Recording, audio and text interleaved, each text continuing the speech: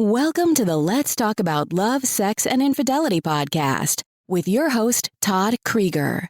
Todd has over 35 years of experience working with thousands of couples as a licensed therapist in his private practice. Todd shares his insights on this show. It's never too early to divorce-proof your marriage or too late to heal yourselves and have the relationship you truly want. Hi, everybody. This is Todd Creager. I'm here to talk to you about a couple that I worked with that where there was infidelity. And this is a very different kind of situation. As a matter of fact, it was one of a kind.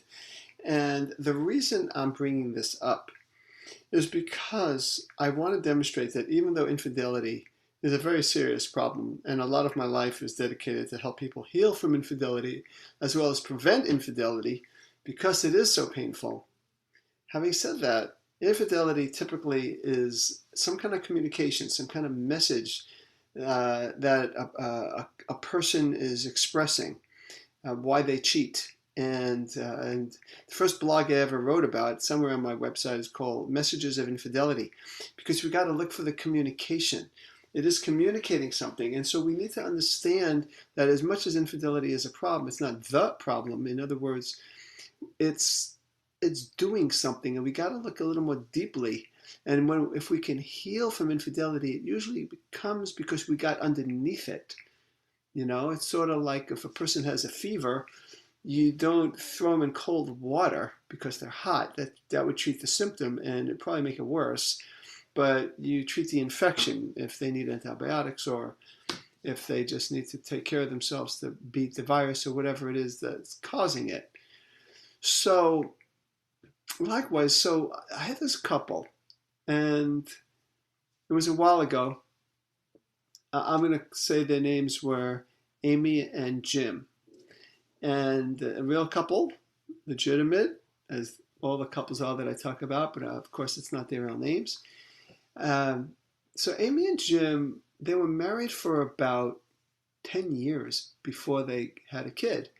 And so they were in their mid to late 30s, and they had this child. And then when the child was 6 months old, the mother had an affair. Now that I had never seen in my practice, where the mother has an affair when they have a relative newborn, a young baby. I've never seen it. I've seen men definitely cheat in those periods of times, the fathers, but not the mothers. So just the way I think and the way I introduced this story to you today, I'm going, what was this person doing? What were they getting out of this cheating? Because the way they described their 10-year relationship before, or 9 years before they got pregnant, 10 years before they had the kid, they just loved being with each other. They had fun, they partied a lot, they played a lot, and life was a good time. But they also enjoyed their time alone too. And it was just really a couple that loved life and loved being together. So then she has this child. Why does this happen? So what's my thinking? I'm thinking this is unusual behavior. So my mind went somewhere else. And you'll be able to know just by the question I asked her. I said to her, tell me what your mother was like. And she said, well, my mother was the best human being ever born in this world. I said, wow, what made her so wonderful? She did anything for her kids, anything at all. Totally selfless. I said, well, it sounds like a wonderful quality. I said, now, your father, she goes, well, they divorced when I was young, and she worked and she did whatever she had to do. And I said, did she have fun herself, though? Did she have a good life? She goes, well, I mean, she liked being a mom, but she really didn't do anything for herself. I mean, nothing. I can't think of one thing she did. She didn't hang out with friends. She didn't date again. It was all about being a mother. Some of you may already be ahead of me on this one, but I said to her, and the husband's there in the session. I said, so first session. So basically, this is how your mom was. And I just wonder, you who were just fun and playful and had such a good time, which that was not your mom's experience. It was all about you and you and Jim.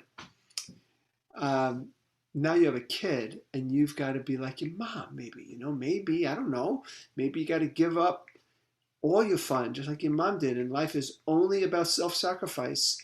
And if that's the case, what a grieving that would be for all the fun you were having as in your 10 years together and in your 30-something years together. In this world as an adult, it's almost like maybe your one way out is to kind of bifurcate your life, so you have your mom, where you could be all mom, but in order to still have that playful part of you, you have to leave that world, go to a whole different world.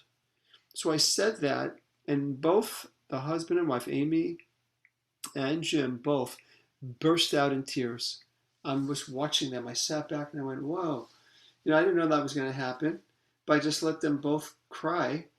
And then after they both cried, look, they knew each other pretty well. I said, so talk to me, what are the tears about? And they both said that I nailed it, that made sense to her, but even to him. Like that suddenly everything made sense.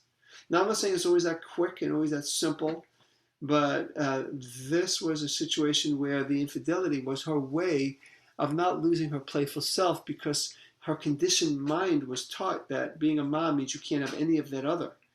And so, of course, the pretty short-term therapy was all about helping her recognize that she could not do it the way her mom did, that her selfish part has redeeming qualities and her selfless part, like her mom, had redeeming qualities, and that she could embody both. And they found out ways to talk about it and embody both, and she was relieved. And of course, again, like infidelity, like I say, it doesn't just go away like that. But when he understood the deeper communication about that, which was, I don't want to lose my playful side, he was able to not take it so personally, which led to a pretty rapid healing by any conventional means that you would think when there has been infidelity. We caught it pretty early. It had only been going on for a very short time. But the deeper thing was that they both got a deeper understanding, and they were able to heal from that. And they just flourished as a family, as a couple and as a family. Just want you to know that. This is Todd Creager, making the world safe for love. That's it for today's episode of Let's Talk About Love, Sex, and Infidelity podcast with your host, Todd Creager. For free resources and materials, head over to toddcreager.com. Loved this episode? Head over to iTunes and subscribe, rate, and leave a review. We'd really appreciate it. Thank you.